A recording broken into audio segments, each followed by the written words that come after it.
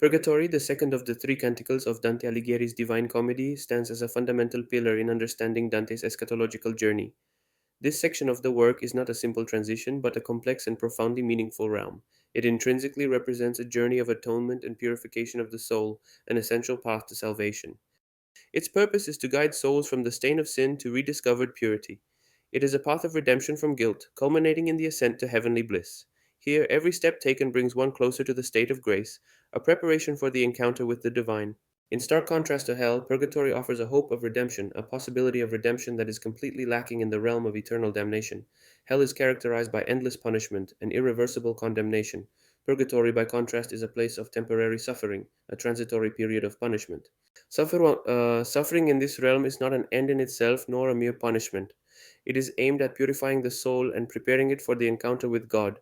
Every suffering endured serves to cleanse the stains of sin, making the soul worthy of the beatific vision.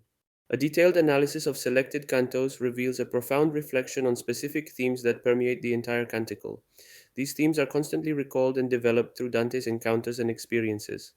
They form the narrative and conceptual fabric of Purgatory. The central themes that emerge most forcefully are guilt, atonement, and politics. These categories are not isolated but interconnected, mutually influencing each other in Dante's narrative. They are absolutely fundamental to understanding Dante's worldview, reflecting his ethical, theological, and civic convictions. Purgatory is structured with a precise and symbolic organization, delineated into seven main frames. This division is not arbitrary, but reflects a well defined cosmic and moral order. Each of these frames corresponds to one of the seven deadly sins, following a decreasing order of severity. This organization provides a meticulous and symbolic purification process. Each soul is placed in the frame appropriate to its dominant sin, embarking on a specific path of redemption. Souls in each frame must atone for their specific sin through suffering and prayer. This atonement is active and conscious. Guilt, in all its nuances and manifestations, is a constant and central theme throughout the Purgatory Canticle. It is not a marginal concept, but the very root of the soul's journey and suffering. It is the starting point for every path of redemption. Dante explores the various manifestations of human sin through his encounters with the souls in purgatory.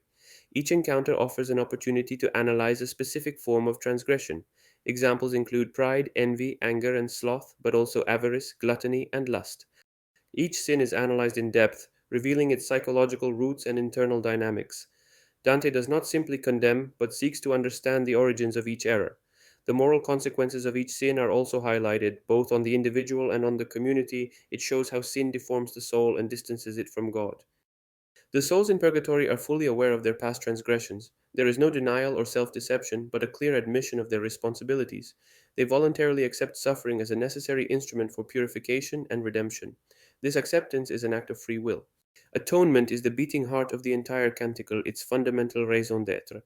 Without the concept of atonement, purgatory would lose its theological and moral meaning.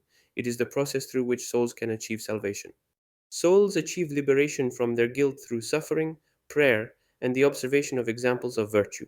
These three elements work synergistically to achieve purity. Suffering is cathartic, prayer invokes divine grace, and virtuous examples serve as a guide. This process represents a true journey of spiritual growth, a profound transformation of the being. It is not a simple suffering, but an active becoming better, an evolution of the soul. It provides the opportunity to understand the gravity of one's mistakes and to draw closer to God. Dante, guided by Virgil, witnesses this transformative process firsthand.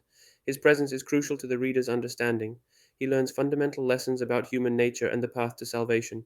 His journey is, in effect, also a personal atonement in didactic form. Politics is another vital and crucial theme explored with great insight in Purgatory. Although the realm is spiritual, earthly matters are never forgotten. Dante uses Purgatory as a platform to reflect on the events of his time. Dante, an exile from Florence, uses the poem to harshly criticize the corruption and political decadence of his time. His status as an outlaw gives him a unique and bitter perspective on contemporary reality. He denounces abuses of power and the lack of justice. Through various characters encountered in the frames, he denounces the vices of those in power. He spares no criticism of those who should guide society toward the common good. Greed, unbridled ambition, and the lack of justice are identified as the plagues of his time. Through these denunciations, Dante expresses a fervent plea for a just and virtuous government. He doesn't simply criticize, but proposes an ideal of public governance. Purgatory thus serves as a platform for a profound reflection on political responsibility. He aspires to a return to order and morality, to an ethical renewal of society. Dante dreams of an ideal world governed by reason and faith. These two pillars combined should illuminate the path to a better humanity.